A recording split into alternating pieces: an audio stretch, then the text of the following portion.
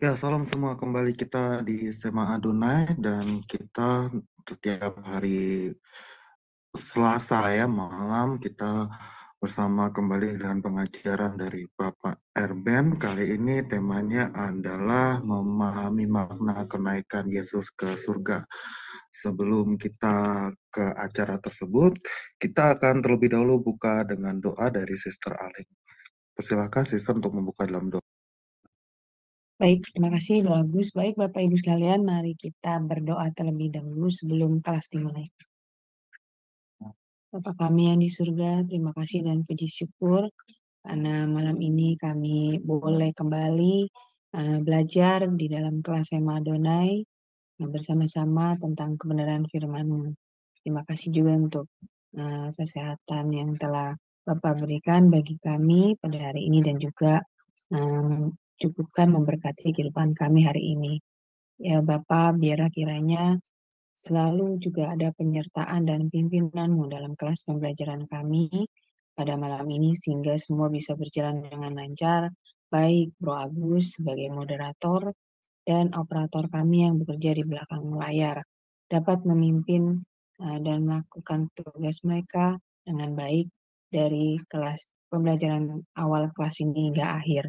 Dan juga berkati bagi Pak Erben yang akan menyampaikan kebenaran firman-Mu ya Bapak. Urapi Pak Erben sehingga Pak Erben bisa menyampaikan kebenaran firman-Mu dengan baik dan benar dan sesuai dengan kehendak hati-Mu ya Tuhan.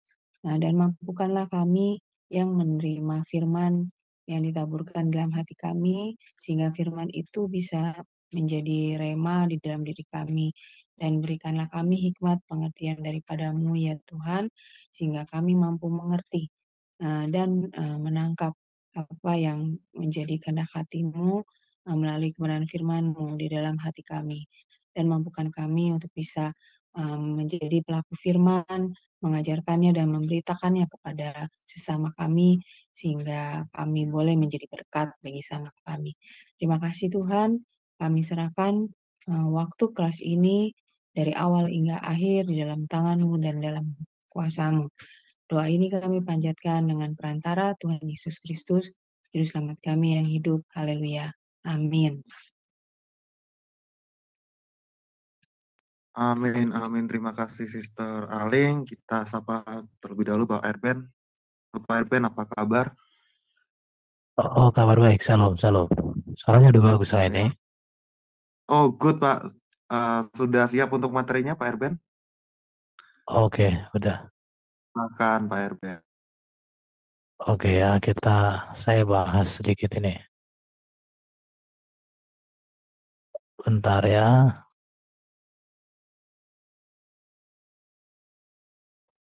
Oke, tema kita atau Yesus naik ke surga.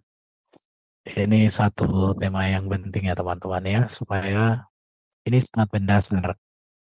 Dan ini menjadi poin yang sangat penting mengapa kita menjadi orang Kristen.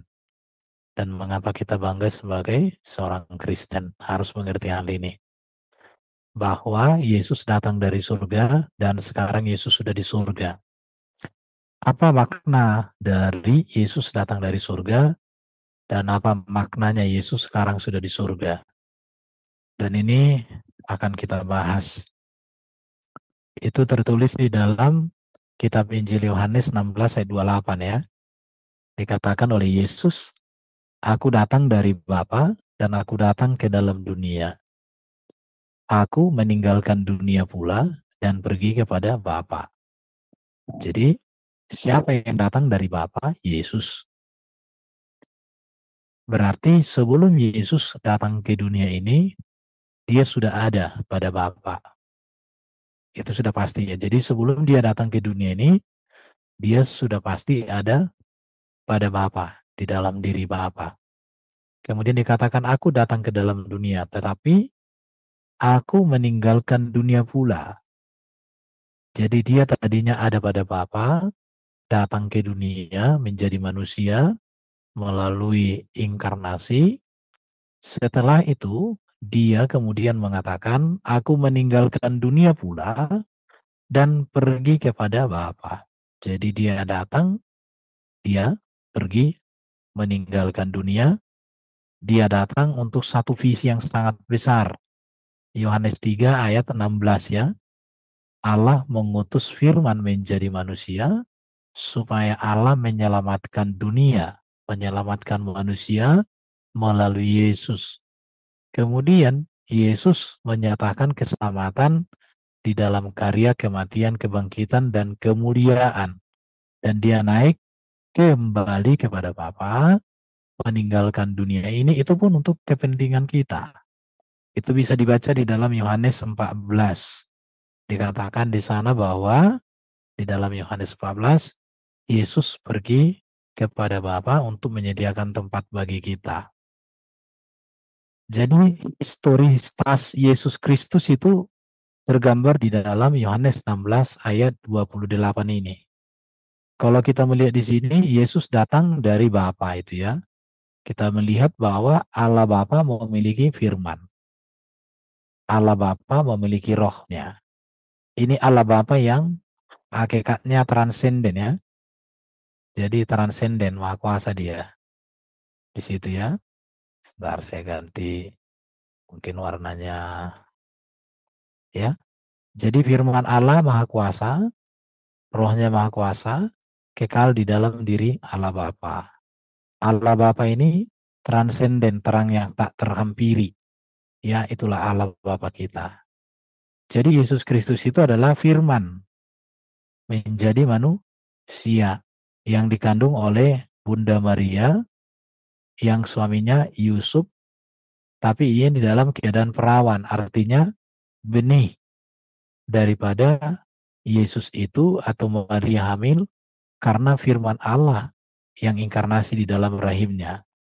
Kemudian Yesus mati dan kemudian dia naik ke surga. Dan sekarang Yesus ada di surga. Dia berkuasa di surga dan di bumi. Ini gambaran yang jelas. Aku datang dari Bapa, itu bicara dia firman. Ya, aku datang ke dalam dunia, itu berbicara dia dikandung dan dilahirkan oleh Maria, dibesarkan. Aku meninggalkan dunia, ini berbicara Yesus mulia naik ke surga dan pergi kepada Bapa. Ini berbicara Yesus sudah di surga. Jadi jelas kalau kita mau belajar Alkitab ini jelas ya. Jadi harus diingat bahwa Yesus itu bukan Allah Bapa menjadi manusia. Tapi firman Allah Bapa ini yang kekal dan maha ini yang mengambil rupa manusia atau mengenakan hakikat kemanusiaan kepada di dalam rahim Maria, maka lahirlah yang namanya Yesus. Oke, kita akan lihat berikutnya. Bentar ya, mana ini kok?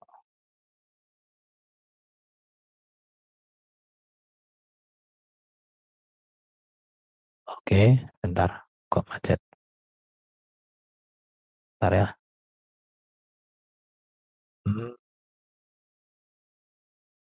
Ada sedikit kendala, sebentar.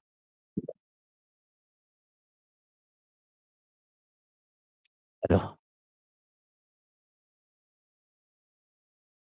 sebentar ya. Oh, kok macet ini?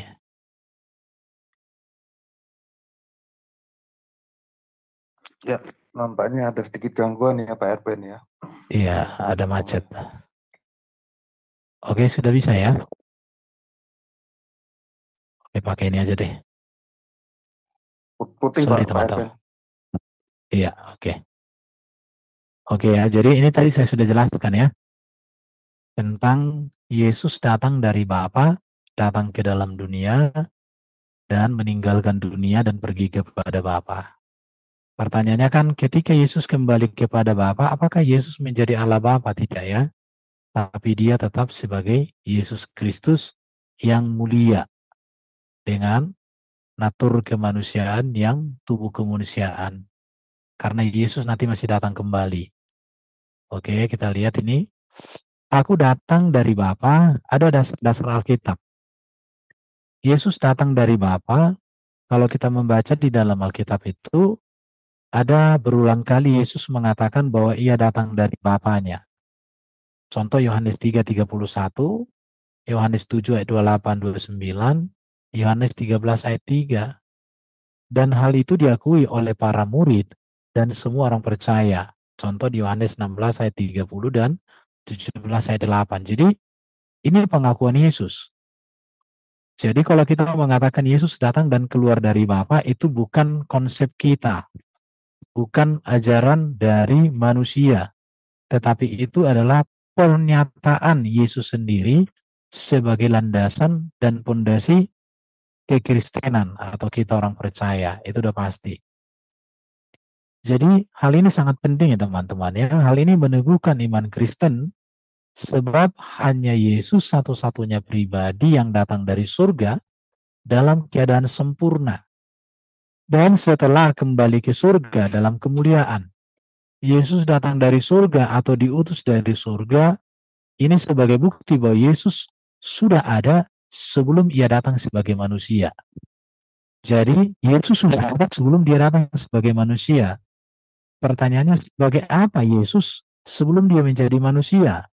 Sebagai tanah tadi penjelasan saya di awal, Yesus ada sebagai firman yang ilahi di dalam Allah. Bahkan oleh firman Allah menciptakan langit dan bumi serta segala isinya. Itu jelas. Oke, hal ini dapat dilihat contoh di dalam Yohanes 1 ayat 1 sampai 3 dan 14. Di dalam Yohanes 1 dikatakan bahwa Yesus ada sebagai firman yang kekal ada di dalam hakikat Bapa. Maka dikatakan di dalam ayat 14 ini, firman itu telah menjadi manusia, diam di antara kita, kita telah melihat kemuliaan, yaitu kemuliaan yang diberikannya sebagai anak tunggal Bapa, penuh kasih, karunia, dan kebenaran. Perhatikan ya, jadi kepada sang firman yang hadir dalam rupa manusia lah, Allah Bapa menyatakan kemuliaan, memberikan kemuliaan, memperlihatkan kemuliaannya kepada kita. Jadi harus dipahami di sini, aku datang dari Bapa itu. Jadi bukan Bapa menjadi Yesus ya. Tidak ada itu. Ya. Yesus sendiri mengatakan bahwa ia sudah ada sebelum Abraham. Bisa dibaca di Yohanes 8 ayat 56. Dan Yesus juga yang mengatakan bahwa ia memiliki kemuliaan di hadirat Allah Bapa sebelum dunia dijadikan. Yohanes 17 ayat 5 dan 24. Oleh sebab itu ya Bapa, permuliakanlah aku padamu sendiri dengan kemuliaan yang kumiliki di hadiratmu sebelum dunia ada. Perhatikan di sini, kemuliaan yang kumiliki di hadiratmu sebelum dunia ada.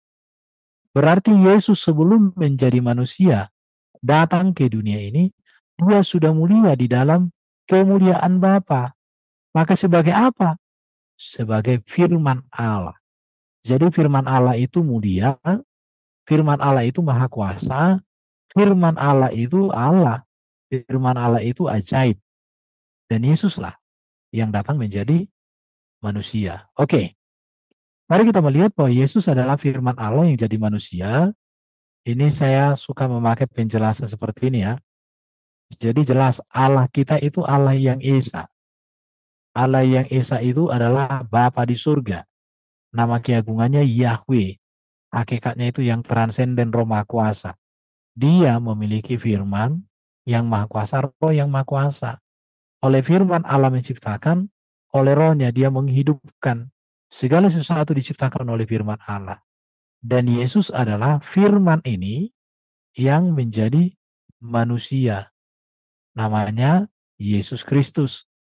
Jadi Allah mengutus firman menjadi manusia merupakan ketetapan Allah untuk menggenapi dan menyempurnakan seluruh karya dan janji Allah, nubuatan Allah di zaman para nabi.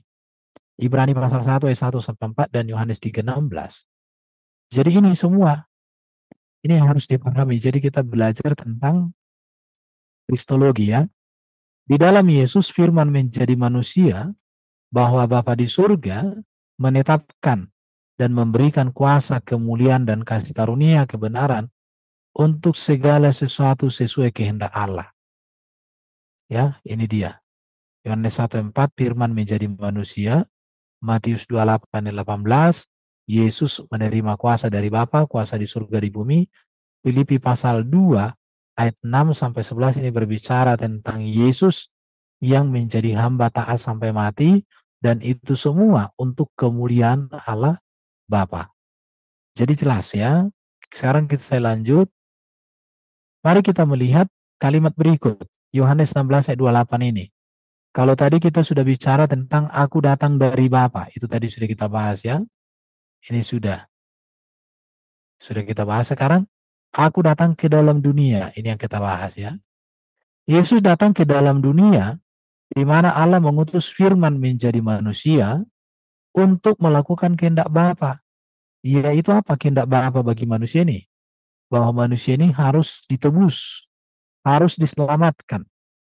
Jadi Yesus datang ke dalam dunia ini untuk mengerjakan program Allah Bapa, yaitu program penebusan.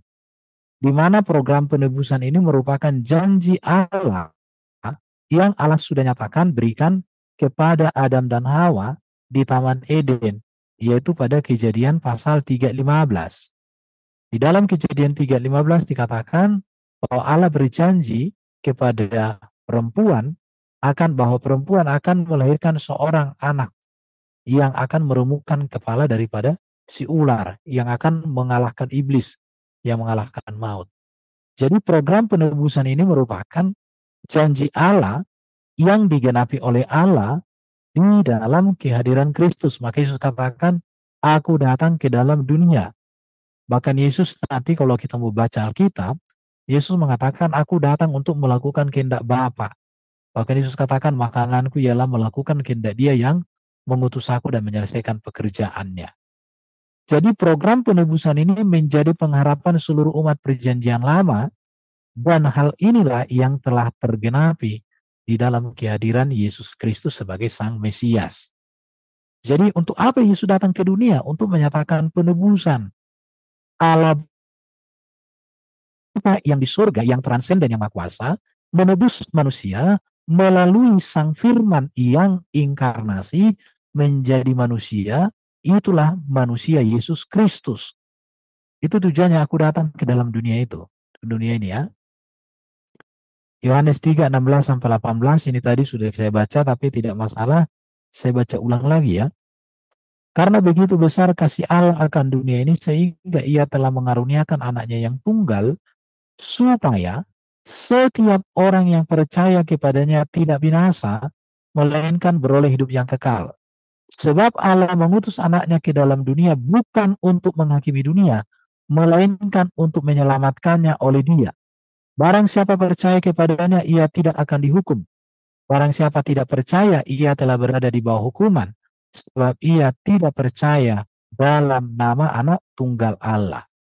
Jadi jelas bahwa keselamatan itulah yang dikerjakan Allah di dalam Kristus Yesus, maka Kristus hadir sebagai manusia yang adalah inkarnasi firman Allah itu sendiri. Di dalam Yesus, maka kutuk penghukuman karena dosa terselesaikan. Kita lihat Yohanes 4:34. Kata Yesus kepada mereka, kepada orang banyak, kepada murid-muridnya, makananku ialah melakukan kehendak Dia yang mengutus aku dan menyelesaikan pekerjaannya. Jadi Allah bekerja melalui dan di dalam Yesus Kristus. Maka Kristus mengatakan, Bapakku bekerja, maka aku pun bekerja. Aku mengerjakan apa menjadi kehendak Bapakku. Jelas sekali ya. Kita lihat Yohanes 6 ayat 38 ayat 40. Sebab aku telah turun dari surga bukan untuk melakukan kehendakku. Perhatikan di sini ya. Aku turun dari surga bukan untuk melakukan kehendakku, tetapi untuk melakukan kehendak Dia, yaitu Bapakku yang telah mengutus aku. Dan inilah kehendak Dia yang telah mengutus aku, apa itu? Supaya dari semua yang telah diberikannya kepadaku, jangan ada yang hilang, tetapi supaya kubangkitkan pada akhir zaman. Perhatikan. Jadi karya penebusan Kristus itu adalah menebus manusia dari kutuk dosa, memerdekakan manusia dari maut, memerdekakan manusia dari cengkeraman iblis.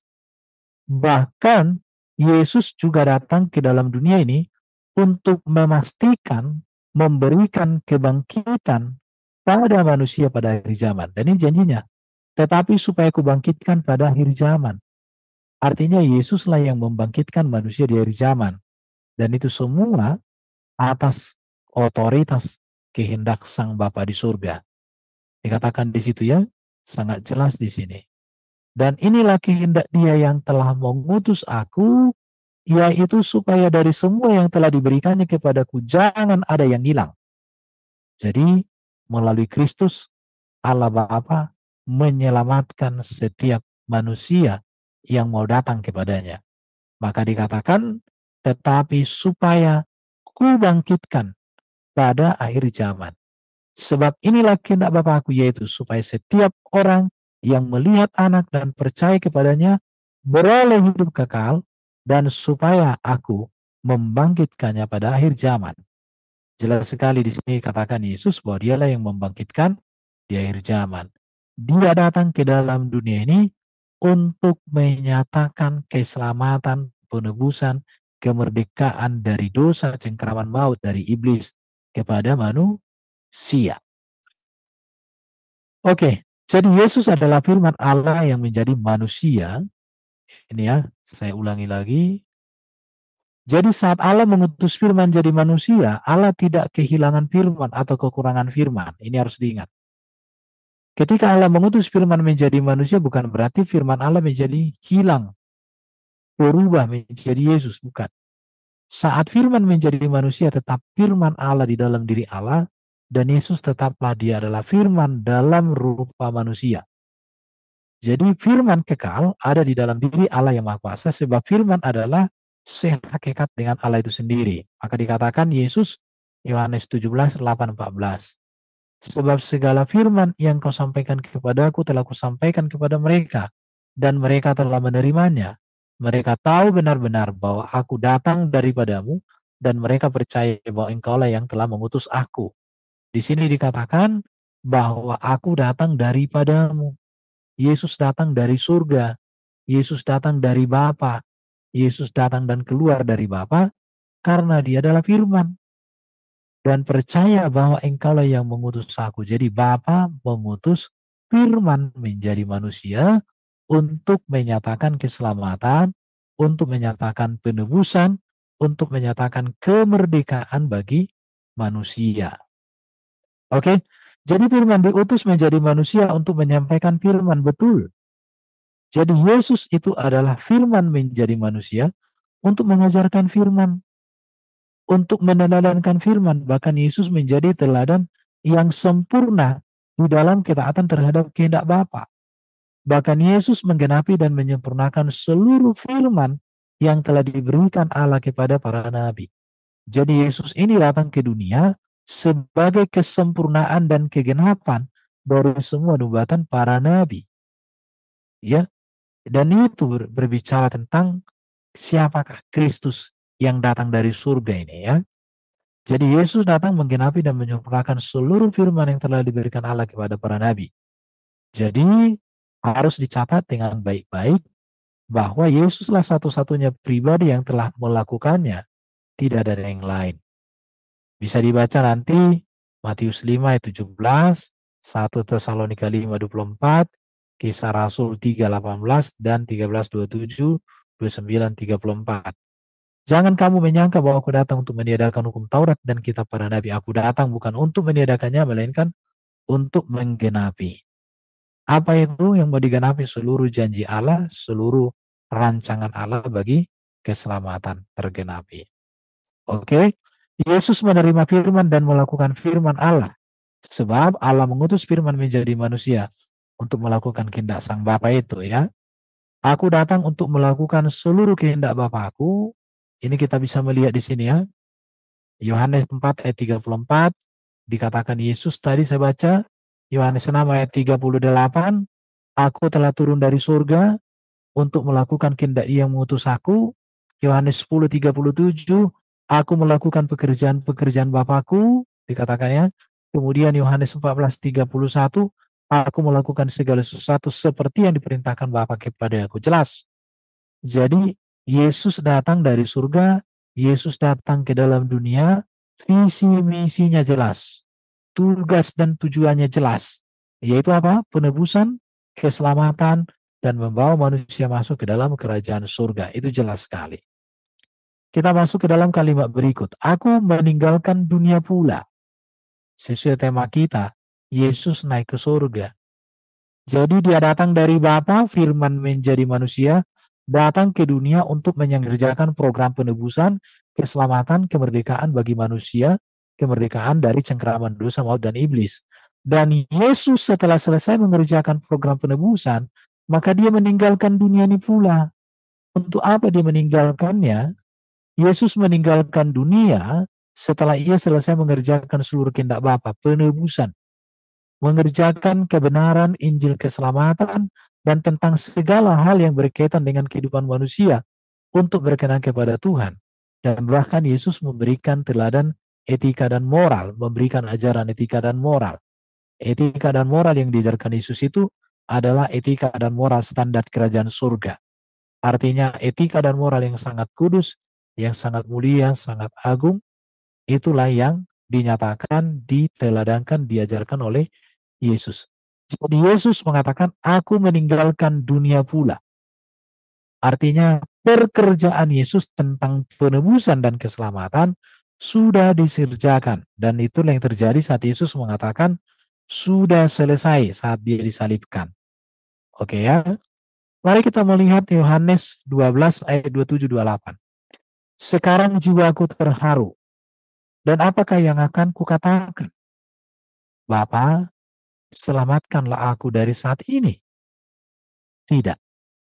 Sebab untuk itulah aku datang ke dalam saat ini. Bapa, muliakanlah namamu. Jelas ya? Jadi aku meninggalkan dunia pula.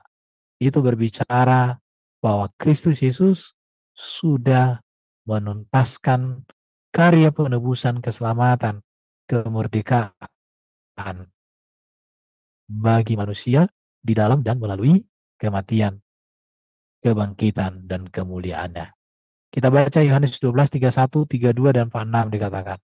Sekarang berlangsung penghakiman atas dunia ini. Sekarang juga penguasa dunia ini akan dilemparkan keluar.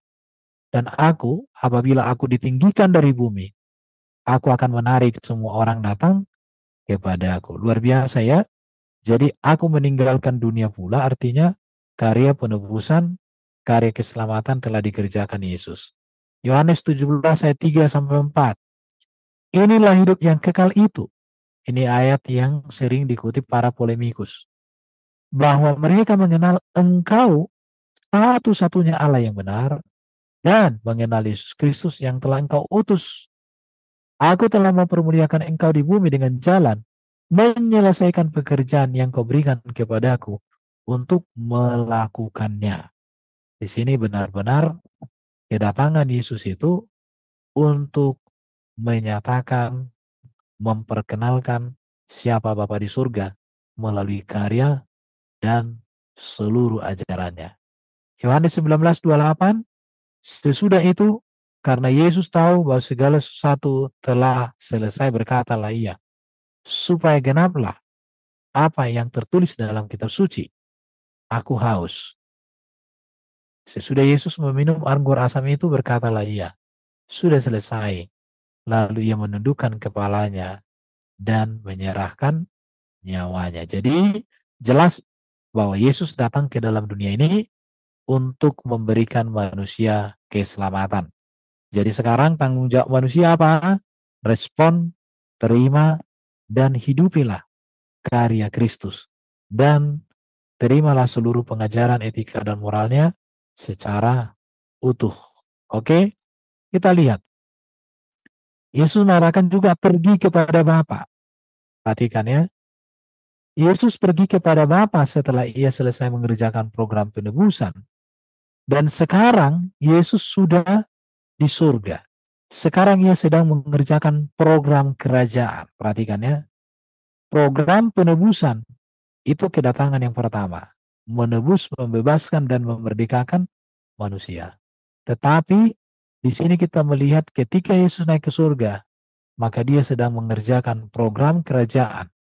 Dan kelak Yesus datang sebagai Raja kita, dan juga dia menjadi hakim yang adil bagi bangsa-bangsa. Itulah esensi atau makna dari Yesus naik pergi kepada Bapa ke surga. Jadi Yesus pergi kepada Bapa untuk menyediakan tempat bagi manusia di dalam kerajaan surga. Atau Yesus sedang mengerjakan program kerajaan. Jadi kita harus membangun kerajaan surga, bukan membangun kerajaan sendiri. Apalagi kerajaan nafsu dunia ini. Yohanes 14 ayat 1-3 jelas ya. Janganlah gelisah hatimu, percayalah kepada Allah, percaya juga lagi padaku. Di rumah Bapakku banyak tempat tinggal. Jika tidak demikian, tentu aku mengatakannya kepadamu. Sebab aku pergi ke situ untuk menyediakan tempat bagimu. Dan apabila aku telah pergi ke situ dan telah menyediakan tempat bagimu, aku akan datang kembali dan membawa kamu ke tempatku, supaya di tempat di mana aku berada, kamu pun berada. Jadi Yesus sudah di surga, menyediakan tempat bagi kita. Ikutlah Yesus yang menyediakan tempat bagi kita. Jangan ikut yang masih di alam entah merantah. Di situ sudah pastikanlah bahwa kita pengikut Kristus dan kelak kita akan memerintah bersama dengan Kristus dan para orang-orang saleh di dalam kerajaan surga itu. Oke, berbicara tentang Yesus naik ke surga, ini berbicara tentang fakta iman dan fakta sejarah. Ya, kalau kita berbicara tentang fakta iman, kenaikan Yesus ke surga merupakan sebuah kebenaran hakiki di dalam ajaran iman Kristen yang peristiwanya dapat diketahui di dalam fakta sejarah dan fakta iman Kristen. Kenaikan Yesus ke surga merupakan ajaran yang menjadi dasar dan fondasi gereja sejak semula. Maka Paulus katakan, jika Kristus tidak bangkit, jika Kristus tidak mulia, jika Kristus tidak berangkat ke surga, maka sia-sialah pemberitaan mereka. Sia-sialah kita menjadi orang Kristen jika tidak ada faedahnya. Oke? Oleh iman kepada Yesus yang telah naik ke surga, orang percaya juga mengalami pembaruan hidup, yaitu hidup yang penuh pengharapan, penuh damai, dan penuh sukacita. Jadi oleh iman kepada Yesus yang telah naik ke surga, maka banyak hamba-hamba Tuhan atau banyak orang mengalami pembaruan hidup yang penuh pengharapan, damai, dan sukacita. Jadi orang percaya kepada kenaikan Kristus, kepada Kristus yang telah naik ke surga, atau orang percaya kepada kenaikan Yesus, mampu hidup berguna bagi sesama karena Kristus, itu pasti. Jadi orang yang sudah menerima karya kebangkitan kemuliaan Kristus pasti membawa dampak luar biasa. Kita bicara fakta sejarah. Sumber berita tentang kenaikan Yesus adalah Alkitab yang paling utama, yang telah rampung ditulis pada abad pertama 40-90 dan telah digunakan gereja Am sejak semula sebagai dasar ajaran iman Kristen. Bahkan kebenaran tentang Yesus dapat ditemukan dalam tulisan para sejarawan. Ya, ada Josephus, Suetonius, Tacitus, Pliny the Younger, Julian Africanus, Mara ben Serapion, di mana hal ini didukung dengan bukti-bukti arkeologis tentang naskah kitab dan juga tentang benda arkeologis lainnya. Jadi kenaikan Yesus ke surga itu fakta iman dan juga fakta sejarah yang berdiri bersama untuk menjelaskan, menegaskan siapa Yesus. Oke, jadi Yesus naik ke surga mengerjakan program kerajaan dan pada waktunya ia akan datang sebagai raja, segala raja, dan sebagai hakim yang adil. Yohanes 14 ayat 18-28 dan 28. Aku tidak akan meninggalkan kamu sebagai yatim piatu. Aku datang kembali kepadamu. Kamu telah mendengar bahwa aku telah berkata kepadamu, aku pergi tetapi aku datang kembali kepadamu. Sekiranya kamu mengasihi aku, kamu tentu akan bersukacita karena aku pergi kepada Bapakku, sebab Bapa lebih besar daripada aku. Ini tadi baru ada pertanyaan orang ini. Oke, Ibrani pasal 9:24. Sebab Kristus bukan masuk ke dalam tempat kudus buatan tangan manusia yang hanya merupakan gambaran saja dari apa yang sebenarnya. Jadi di dunia ini kita masuk ke tempat kudus rasanya udah luar biasa. Apalagi kalau tempat kudus yang ibaratnya gereja-gereja besar. Waduh, rasanya beda, itu ya. Dikatakan di sini, sebab Kristus bukan masuk ke dalam tempat kudus buatan tangan manusia, yang hanya merupakan gambaran saja dari yang sebenarnya, tetapi ke dalam surga sendiri untuk menghadap hadirat Allah guna kepentingan kita. Sesudah itu ia akan menyatakan dirinya sekali lagi tanpa menanggung dosa untuk menganugerahkan keselamatan kepada mereka yang menantikan dia. Jadi Kristus masih datang. Sekarang dia sedang mempersiapkan program kerajaan surga dan kita menantikan kedatangannya. Dan ketika dia menyatakan itu, maka sesuatu hal yang besar akan terjadi. Ya. Ibrani 7 ayat 24 sampai 25 dikatakan. Tetapi karena ia tetap selama-lamanya, imamatnya tidak dapat beralih kepada orang lain. Karena itu, ia sanggup juga menyelamatkan dengan sempurna semua orang yang oleh dia datang kepada Allah. Sebab ia hidup senantiasa untuk menjadi pengantara mereka. Jadi Yesus naik ke surga menjadi pengantara kita. Menjadi penguasa di bumi di surga, menjadi raja kita. Dan inilah pengharapan Kristen tentang esensi pentingnya memahami makna kenaikan Kristus ke surga dalam iman Kristen. Penutup, kenaikan Yesus ke surga memberikan pengharapan dan kebenaran akan janjinya, menyediakan tempat bagi orang-orang percaya kepadanya. Ini berarti hanya Yesus yang naik ke surga sajalah yang mampu memberikan kepastian hidup kekal dan persekutuan dengan Bapa. Kenaikan Tuhan Yesus ke surga menyatakan satu babak baru dan tugas baru yang perlu dikerjakan oleh murid-murid dan orang percaya dengan hadirnya Roh Kudus. Ketika Yesus Kristus terangkat ke surga, yang artinya ia masuk ke dalam kemuliaannya sebagai Raja atas kehidupan dunia, ia memberi pesan kepada murid-muridnya untuk menjadi saksinya di seluruh dunia. Itu berarti kenaikan Yesus ke surga memberi tugas bagi gereja untuk terus memberitakan Injil kepada semua bangsa, kepada semua orang, agar semua manusia kembali kepada hakikatnya. Karena dunia terancam kepunahan akibat dosa, ya. Jadi ini esensinya.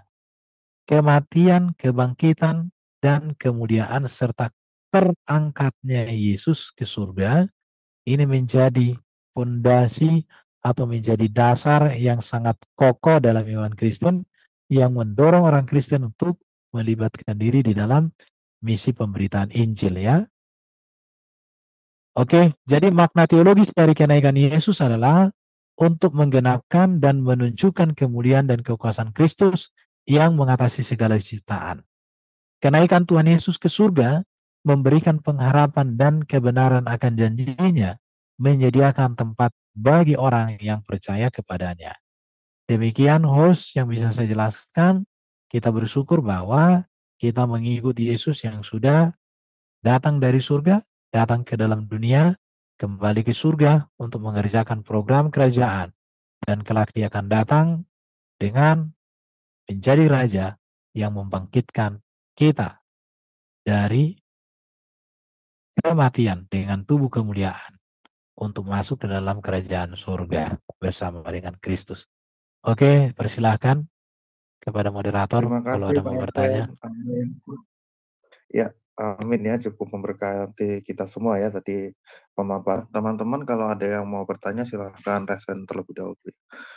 Iya, ini ada pertanyaan ya Pak Erben. Yesus kita, ya memang kita harus percaya Yesus berada di surga, tapi kan juga ada penampakan dia kepada Rasul Paulus gitu ya Pak, dan juga mungkin Rasul Yohanes juga dapat penampakan. Bagaimana kita menjawab itu ketika ada yang orang bertanya sebenarnya Yesus waktu itu apakah dia masih berada di surga ataukah turun ke bumi waktu itu Pak, jika kejadiannya seperti itu?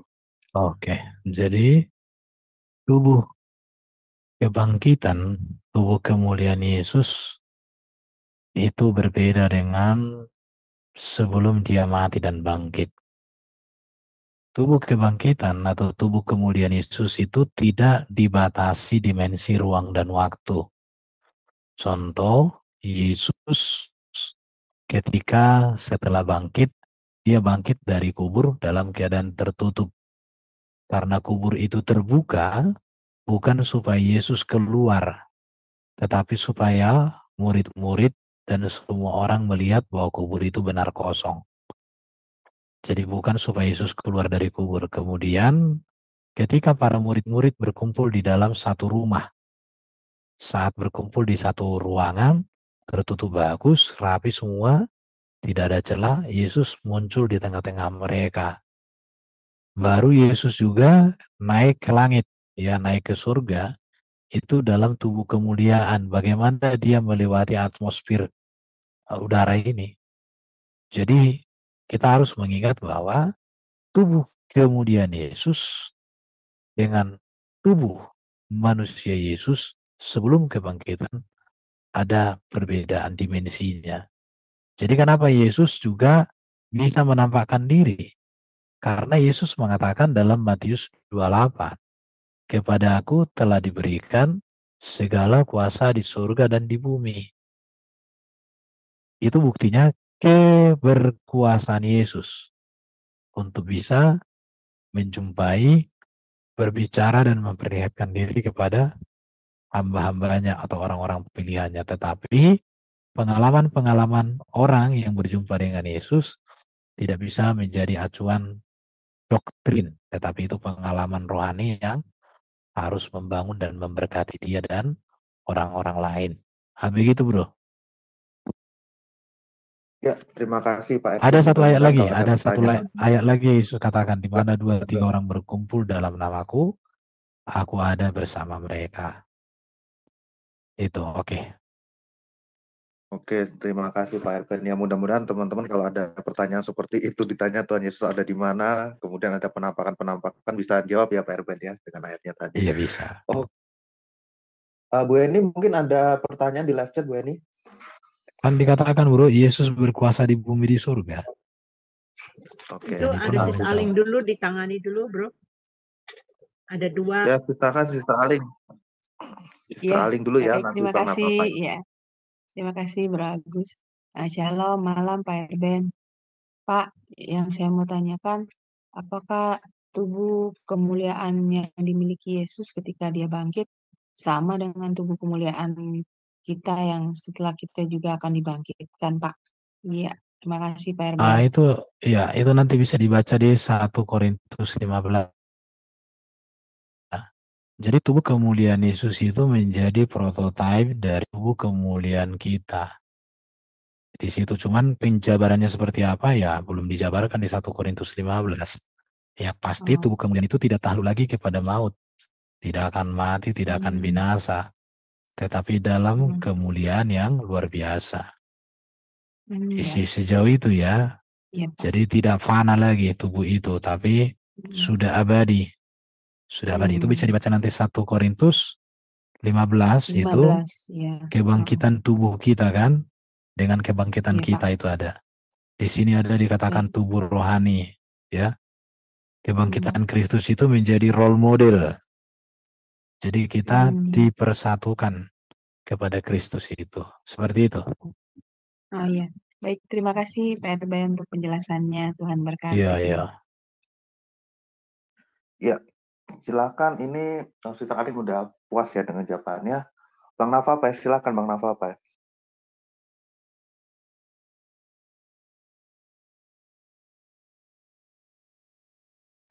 Udah aku ask to unmute Bang Nafa Pak, silakan Bang Nafa Pak. Salam damai sejahtera. Salam sejahtera. Kurang kedengaran suaranya, Bang. Kurang keras ya? Ya, sedikit agak kerasin, Bang. Oh, ini pakai earphone apa saya cabut sebentar ya? Halo, bagaimana, Sister, Bro? Udah bisa, silakan. Silakan. Jelas ya?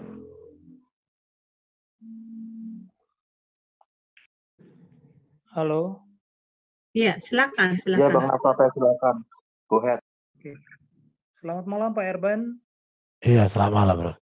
Ya, saya masuk juga karena teman saya katanya penasaran, suara saya katanya sama Pak Erben. Baru beda ya, teman-teman. Iya, beda. apa tadi sudah ditanya atau belum? Minta maaf ya Pak kalau seandainya, karena saya baru datang, baru buka. Menurut Pak Erben, perjumpaan anak-anak Tuhan kan sekarang banyak ya Pak, kesaksian. Melihat Yesus, entah mimpi, entah visual langsung, didatangi terus mereka bertobat, pindah keyakinan. Itu masih valid atau halusinasi atau bagaimana menurut Pak Erben? Barusan saya jawab tadi Pak itu. Kan Yesus berkuasa di bumi di surga. Baru Yesus juga katakan di mana 2-3 orang berkumpul, aku menyertai mereka.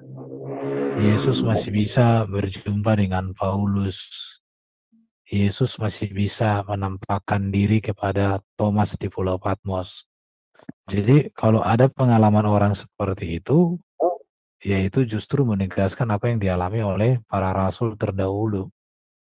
Dan itu tidak menyalahi apa yang tertulis dalam Alkitab. Namun harus ada tanda peringatan ya. Jangan gampang asal-asal mengatakan sesuatu hanya untuk demi kelihatan hebat atau apa. Tapi kalau memang ada pengalaman seperti itu, hal itu kan sudah dialami juga oleh para murid-murid ya. Itu ya Seperti Pak. itu Pak. Tanda yang paling nyata apa Pak? Kalau tandanya itu berarti benar, oh ini salah gitu. Ya, orang itu akan mengalami perubahan dan pasti sesuai dengan firman akan membawa kepada kekudusan dan kebenaran. Itu udah pasti akan membuat orang semakin bertumbuh.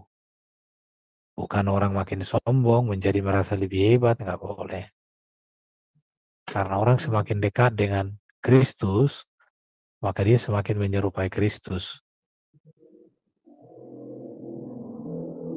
Walaupun ada yang bilang dan ada tertulis juga kan Yesus datangnya nanti kedua kalinya di awan-awan Pak. Tapi ini kan mengunjungi person to person itu beda pengertian ya Pak. Oke. Sekarang kedatangan yang kedua itu untuk apa? Dengan yang menyatakan diri itu untuk apa? Kan begitu tugasnya toh. Jadi kedatangan untuk menjadi membangkitkan orang mati, dengan kedatangan untuk menyatakan eksistensi dirinya yang mengasihi, itu kan dua konteks yang berbeda. Nah di situ Pak, kedatangan yang kedua untuk membangkitkan itu memang itu nanti begitu. Jadi harus dilihat konteksnya. Contoh, Yesus datang di akhir zaman di atas awan-awan. Tetapi ketika Paulus dipanggil di awan-awan juga dia. Tapi kenapa belum akhir zaman? Karena visi penampakan atau visi kedatangan itu berbeda. Visi kedatangan yang menampakkan diri kepada hamba-hambanya untuk memperlengkapi, untuk meneguhkan dan menguatkan. Bukan kedatangan dengan visi untuk kebangkitan dan penghakiman. Nah begitu Pak. Jadi sebetulnya kalau tahu pemahamannya itu yang agak berbeda itu nggak harus ribut juga ya Pak, karena ada beberapa teman saya Kristober jadi berseberangan dulu akrab gara-gara bilang oh nanti kedatangan yang ketiga katanya, bukan yang kedua. Ini pengertiannya begini, ayatnya begini. Sebenarnya nggak penting juga ya Pak mau datang beberapa kali lagi ya Pak. Iya, kedatangan yang kedua itu kan berbicara tentang apa? Kebangkitan ya, membangkitkan orang-orang mati dan mengubahkan orang-orang benar. Itu kedatangan kedua.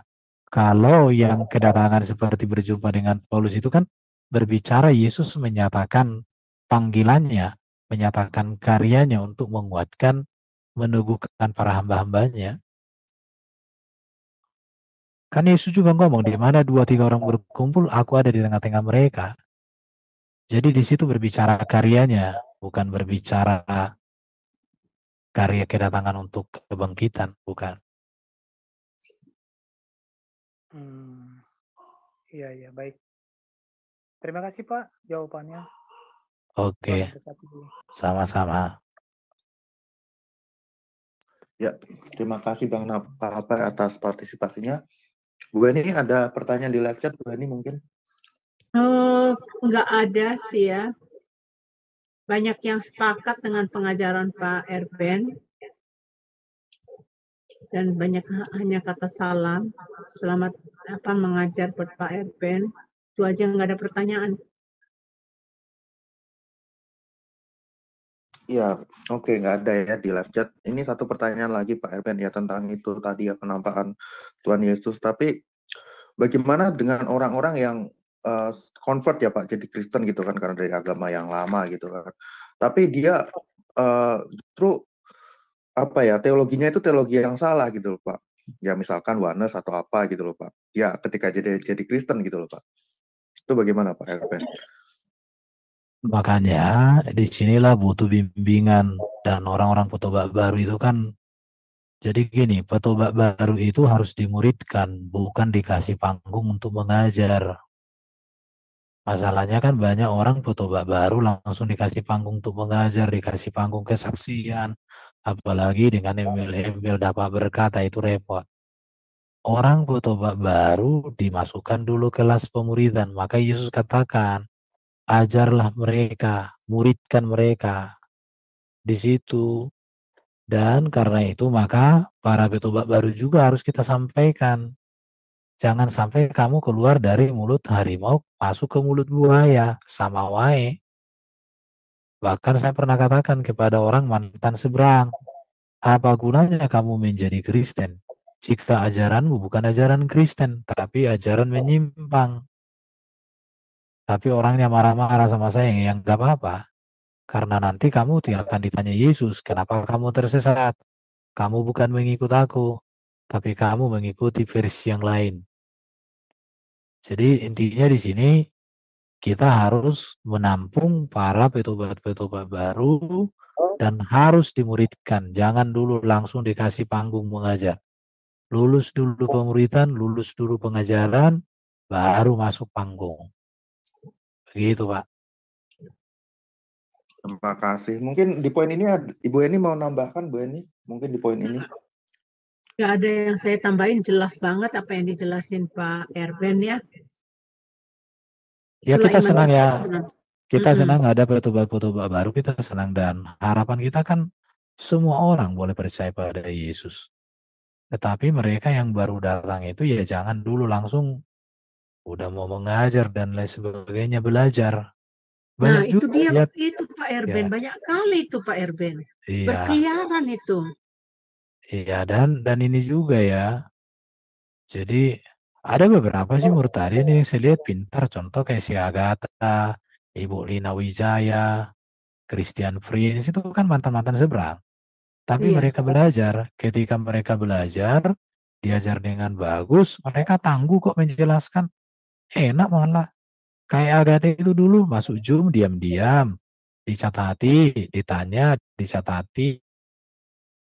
Sekarang udah ngajar, tiap hari bisa ribuan orang mendengarkan.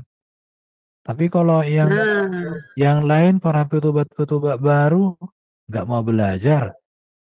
Udah gitu belajar di tangan yang salah. Maka kamu bukan keluar dari mulut harimau masuk ke surga, keluar dari mulut harimau masuk ke buaya yang buas. Sama wae. dengan ajaran-ajaran melenceng mereka ya. Wah, iya, itu melenceng. Jadi nggak bagus ya. Makanya ada ruang-ruang seperti ini kan untuk para petubat-petubat baru untuk belajar, untuk diskusi. Seperti itu sih kalau saya memahaminya dan Ya, terima. mengarahkan. Ya, Jadi sudah kalau cukup lengkap ya pengalaman, memang. jadi pengajaran yang itu ya Bro Agus ya, kalau pengajaran yang mereka masuk menerima pengajaran yang tidak alkitabiah itu, mereka merasa bangga loh Pak Erben karena mereka kutip ayat loh Pak Erben. Kutip Ya, ayat loh. Iya itu. apa bedanya dengan iblis? Iblis juga berapologet mengutip ayat. Iya, Ya, tapi yang paling penting itu kan mengutip ayat dengan tepat. Mengutip ayat sesuai dengan ayat itu, teks dan konteks. Makanya ya belajar. Jangan sampai udah pengajar tapi sekolahnya pun belum lulus. Ketika diajar belajar malah merasa diri sudah lebih dari Pintar. pengajar. Nah, itu masalahnya. Jadi menjadi petobat baru itu dan seorang yang mau belajar itu harus punya sikap untuk rendah hati. Ya kita pun di dalam dunia apologet ini kan saling belajar. Kita belajar dari si A, belajar dari si B, belajar dari si C. Kemudian apa yang kita pelajari itu kita bikin menjadi materi dan kemudian kita ajarkan. Nah, di situ seperti itu kan. Ya, jadi memang tugasnya Pak Erben ini berat juga ya, Pak Erben. Selain berapologet untuk menyampaikannya kepada tetangga sebelah yang belum percaya Kristus, tapi juga orang-orang memperkenalkan Kristus yang benar kepada orang Kristen itu juga sulit juga ya, Pak Erben ya. Kadang Oh kita iya, harus berhadapan dengan sesama orang yang sama-sama percaya Kristen gitu loh. Tapi Kristen yang mana dulu gitu ya, Pak Erben ya. Apakah teologinya benar atau tidak gitu ya, Pak Erben. Perlu diuji juga ya, Pak Erben. itu harus ya. Tapi soal belajar ini Pak Erben, sangat kagum saya dengan Pak Erben. Ibaratnya dalam arti kata potensi, kapasitas Pak Erben sudah cukup bagus menurut saya. Tapi waktu saya menghubungi Pak Erben masih berkata, tunggu dulu Bu ya, saya lagi susun skripsi. Tunggu dulu Bu ya, saya lagi ngurusin tensi saya gitu. Nah, ketahuan kalau Pak Erben ini masih terus mendalami pelajaran-pelajarannya, masih sekolah gitu loh. Dan saya teringat juga teman saya yang sudah punya gelar tuh banyak ya Pak Erben ya, udah sampai doktor malah ya. Tapi masih sekolah loh Pak Erben. Jadi dia bilang sekolah itu nggak pernah selesai, nggak pernah tamat ya. Kita terus menggali terus gitu. Nah makanya saya pikir kok bagaimana dengan orang-orang yang sudah kayak mengajarnya kayak seperti dia punya power, tetapi ya apa yang diajarkannya itu tidak sesuai dengan makna yang sebenarnya dari hermeneutika, dari arti yang sebenarnya dari ayat itu Pak Erben. Ya itu dia, makanya banyak orang sekarang kan pengajar karbitan. Makanya ada namanya manusia itu pengkhotbah itu dikategorikan 5. Ada namanya pengkhotbah kejadian. Nggak tahu belajar di mana, tiba-tiba udah pengajar, udah pengkhotbah. Tiba-tiba aja namanya kejadian kan. Ada namanya pengkhotbah pengajar imamat. Melakukan apa yang disuruh-suruh. Pokoknya kalau disuruh dikerjakan. Maksimal nggak maksimal, parah begitu ya. Ada ulangan. Dimanapun dia mengajar, selalu itu ajarannya. Ketinggalan zaman terus. Diulang-ulang terus itu. Diulang-ulang terus itu saja. Terus Gitu. menarik nih, ada 3 kejadian, ya. bilangan, ulangan. Terus apa lagi Pak Erben? Kalau bilangan, dia mengajar sesuai dengan duit. Jadi dihitung dulu duitnya berapa kali berapa rupiah itu bilangan. Jadi mengajar dan berkhotbah karena duit. Jadi bukan karena menyampaikan isi hati Tuhan. Yang bagus itu adalah pengajar dan pengkhotbah keluaran. Keluaran gerejanya jelas, keluaran STT-nya jelas, keluaran Allahnya jelas, keluaran Roh Kudusnya jelas. Jadi jelas keluarannya, makanya para pengajar itu harus punya organisasi yang jelas, punya pendidikan yang jelas, punya sekolah juga harus jelas. Ya toh? Belajar juga aku jelas. arti 5 Taurat itu dari Pak Erben. Dari kejadian. Kira-kira. Mantap kali itu. Dari mana dapatnya itu? Itu Bang Nama P ketawa dia di chatting tuh. Piro katanya, wane dibayar berapa katanya? Ya itu bilangan itu.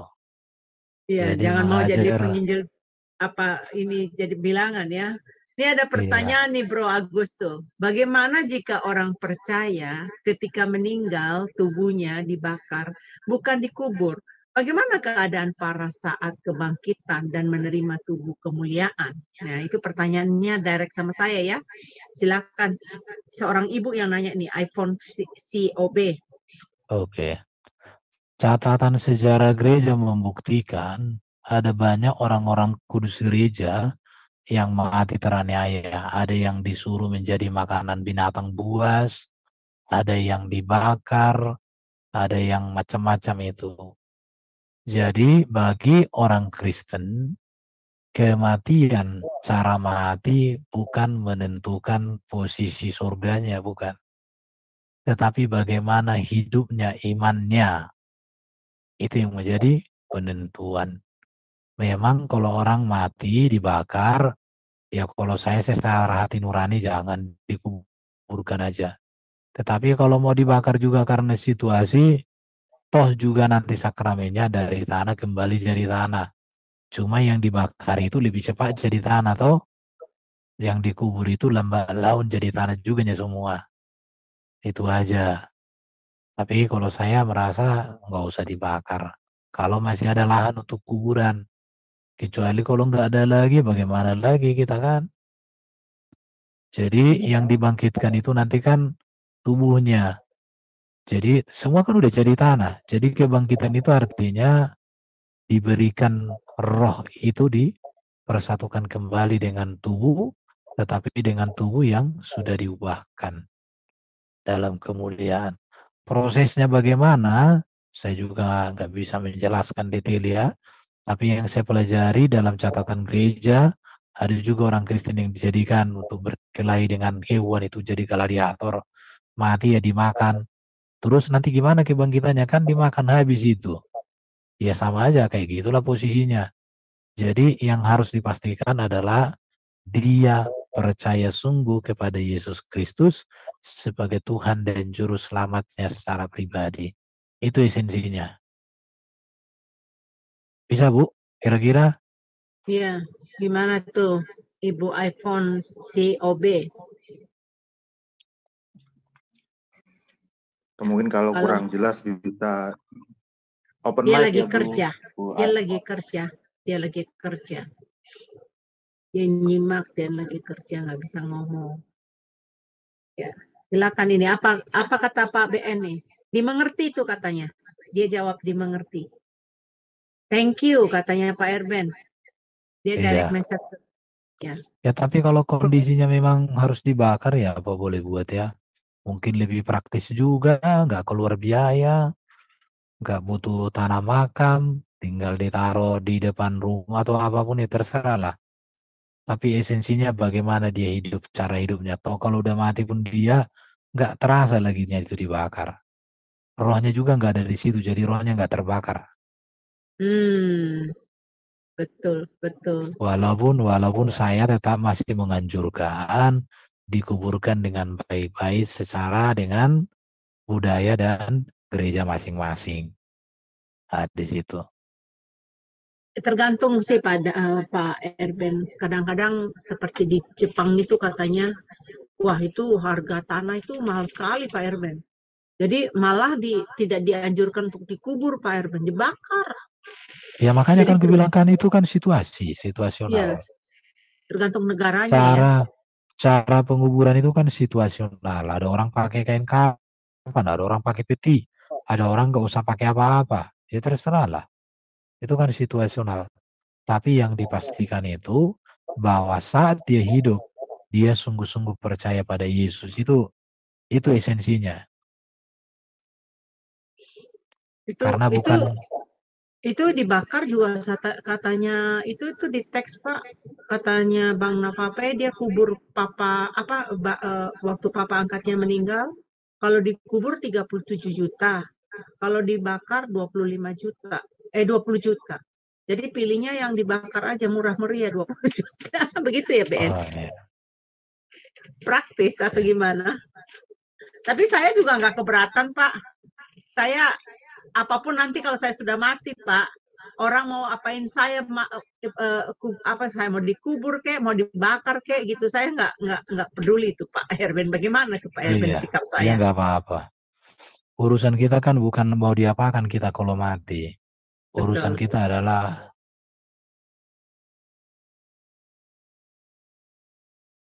betul, betul sekali. Ada lagi yang mau bertanya? Adakah di antara ini teman-teman itu yang mau ada chat bertanya? itu Pak. Pak Erben mungkin bisa tanggap itu tentang orang-orang yang memang tubuhnya untuk penelitian itu Pak Erben. Juga nggak masalah juga ya Pak Erben ya. Halo ya Pak Erben menurut masih. aku sih iya kan itu kan tubuhnya untuk penelitian ya udah makanya saya bilang kita bukan mengurusi mayat-mayat yang sudah ini, kita mengurusi orang hidup. Kalau masalah mati itu kan Orang yang mati itu ya kalau bisa kita makamkan dengan hormat. Tapi ya kalau mayat yang untuk penelitian itu ya kan udah jadi mayat. Toh mau disayat bagaimanapun dia kan kembali jadi debu juga dia. Intinya kan manusia dari tanah kembali jadi tanah, dari Tuhan kembali ke Tuhan, itu doang. Yang satu caranya ya melalui disayat dulu, dilihat-lihat dulu, diteliti dulu. Yang satu langsung dibakar, yang satu langsung dikubur. Ya itu beda lamanya, jadi lama dia menjadi tanah. Itu aja sih. Bagaimana lagi Ya, nanti dengan mayat yang dikremasi itu, yang apa, yang diawetkan itu, gak busuk-busuk dia seumur hidup. balsam ya. Iya, iya, di balsam. Ya, menurut saya itu juga kan hanya karena pakai alatnya itu tak juga udah kayak tanah itu. Bukan lagi ada kehidupan di situ, udah tanah itu. Cuma tanah yang Ya, tertunda menjadi tanah gara-gara ada zat kimia yang dibuat. Itu aja itu. ya. Iya, Pak Erben, karena mungkin tidak ada lagi pertanyaan, bisa dikasih konklusi dan doanya, silahkan Pak Erben. Oke, Ini ada kesimpulannya. pertanyaan ini di chatting. Tunggu sebentar ya. Saya bacakan ya. Pak Geubel atau Ibu Geubel ya bertanya, Pak Erben, apakah perbedaan antara doa kepada Bapa dalam nama Tuhan Yesus Kristus dengan doa kepada Tuhan Yesus dalam nama Tuhan Yesus Kristus ada di dalam Yohanes 14 ayat 13, Yohanes 14 ayat 14. Ya, dipersilakan. Ya, berdoa kepada Bapa di dalam nama Yesus kan sesuai juga ajaran Yesus. Tapi kalau berdoa kepada Yesus saja, boleh juga. Tapi bukan di dalam nama Yesus. Mintalah kepada aku dalam nama aku gitu ya. Coba aku baca dulu. Yohanes 14 ayat 13, Yohanes 14 ayat 14. Yohanes 14 ayat 13 dan 14. Yohanes 14. Kita baca dulu ya. Yohanes 14 ayat 13. Dan 14. apapun juga yang kamu minta dalam namaku kan, aku akan melakukannya supaya Bapa dipermuliakan dalam anak. Jika kamu minta sesuatu kepadaku dalam namaku, aku akan melakukannya. Jadi kepada aku dalam namaku, kepada Bapa dalam nama Yesus. Ini sama aja, kan meminta kepada Bapa. Bapa kan sudah memberikan kuasa kepada Kristus. Kuasa untuk menjawab doa, kuasa untuk menghidupkan. Jadi kalau minta kepada Bapa dalam nama Yesus, juga bisa minta kepada Yesus untuk kemuliaan Bapa juga bisa. Kan ketika kita meminta kepada Yesus juga untuk kemuliaan Bapa. Ketika kita minta kepada Bapa dalam nama Yesus juga sama. Intinya doa itu dijawab ketika kita berdoa di dalam nama Yesus, kepada Yesus dan kepada Bapa di surga. Itu aja. Ini ada pertanyaan lagi di Zoom, di teks. Pak Erben, masa boleh bawa abu tulang-tulang orang yang dikremasi ke rumah? Nanti jadi jimat dong katanya. Ada orang tertentu disimpan di rumahnya, masih dikasih dua-dua itu. Ya kan, kasih dua-dua. Kalau saya nggak usah dikuburkan. Ya karena mahal ya udah bikinlah di rumahmu itu ada tempat kubur. Seperti bayi itu loh, pusar-pusar bayi itu dibikin. Apa boleh buat ya? Kalau situasi tergantung. Jadi masalah penguburan itu kan nanti sudah masalah budaya ya. Budaya itu berbicara kesepakatan. Kesepakatan keluarga. Kesepakatan keluarga itu berkaitan dengan duit. Ya kalau duit keluarga nggak cukup ya udah. Apa boleh buat daripada kau ngutang, besok jadi susah makan. Masa karena menguburkan orang mati kita jadi yang hidup jadi susah. Ya nggak apa-apa, tapi cari solusi juga. Jangan juga gara-gara makanan orang mati jadi tidak dilakukan yang selayaknya. Jadi ada keseimbangan lah ya, ketimbangan matang. Itu aja Ini Bu. Pak Geubel minta terima kasih dari itu. Minta terima kasih, katanya terima kasih jawabannya Pak, gitu. Iya. Nah, saya teringat Pak Erben, sebentar nih saya mau tanya Pak. Ini kalau ada seorang ya Pak ya yang meninggal, tulangnya tahu nggak Pak diapain? Naik kapal mereka ke laut Pak, diterbang-terbangkan abu itu di laut Pak, dibuang-buang di laut. Ya udah, kalau udah kayak gitu dia, yang penting dia dalam nama Yesus. Toh dibuang ke laut pun kan tetap jadi tanah juga ya di laut sana kan. Dimakan ikan pun orang mati tetap jadi tanah juga. Mati di Hmm, pesawat, kalau dia pergi ke alien itu nggak tahu aku. Kalau dia di mana-mana. Tapi kalau selama dia masih ke bumi ini ya kembali jadi tanah juga. Cuma mhm. prosesnya ada yang cepat, yang kremasi cepat. Dalam waktu hitungan menit udah jadi debu tanah dia. Kalau yang dikubur ya tunggu beberapa hari. Kalau yang diembalmi mungkin tunggu beberapa hari, berapa ratus tahun. Mhm. Itu aja sih. Ya, Oke, ya balik jadi ke kita Bro. nggak perlu khawatir ya Pak.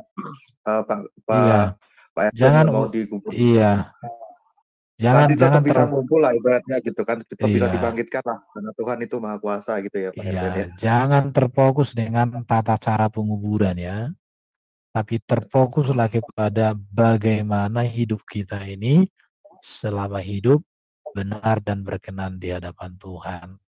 Itu esensinya.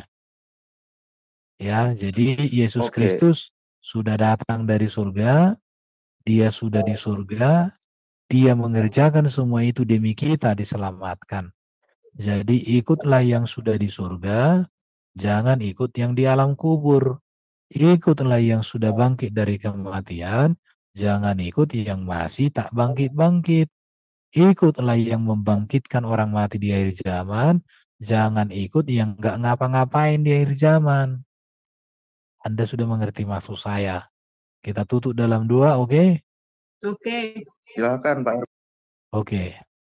Terima kasih untuk kebenaran firman Tuhan yang boleh kami pelajari bersama-sama. Berkati kami semua, supaya semakin hari kami boleh bertumbuh di dalam mengenal, berbakti, dan mengabdi pada Tuhan. Berkati pendengar dimanapun berada, tetap setia dalam menantikan hari kedatangan Tuhan. Tetap setia dalam melayani, tetap setia dalam karya. Kami bersyukur Bapa menyediakan anugerah keselamatan, penebusan, bahkan program kerajaan surga untuk kami nikmati di dalam kemuliaan-Mu. Terima kasih Bapa, kepadamu kami berdoa di dalam nama Yesus Kristus, Putra-Mu yang tunggal. Amin. Oke, sampai Amin. jumpa minggu Amin. depan. Betul, kita minta maaf sama Sampai Bapak jumpa. ini, Pak Galung Patar. Pertanyaannya telat, Pak. Pak Erben sudah tutup dalam doa. Aku nggak tahu Pak Erben mau jawab apa enggak ya. Oke. Apa rupanya Bu Mungkin pertanyaannya? next time Iya, dia tanyanya atau gini, Pak gimana Pak Erben, Erben? mohon penjelasannya. Wahyu 7, ada suku Israel yang tidak dimeteraikan. Terima kasih. Oh, suku apa itu? Suku Dan ya, kalau nggak salah. Wahyu 7. Iya, ada satu suku yang tidak masuk, tapi suku itu sudah digantikan oleh bangsa-bangsa lain. Kalau kita Wahyu nanti itu Pak Bom biasanya. Oke. Iya. Oke, silakan Bro Agus. Ya, jangan lupa ya teman-teman, kita juga ada renungan pagi setiap hari Senin sampai dengan Sabtu ya. Besok itu kita pembicaranya adalah Pendeta Deddy Kurniawan. Jadi jangan lupa ya bangun pagi untuk mendengar renungan pagi bersama dengan Sema Adonai. Tuhan memberkati.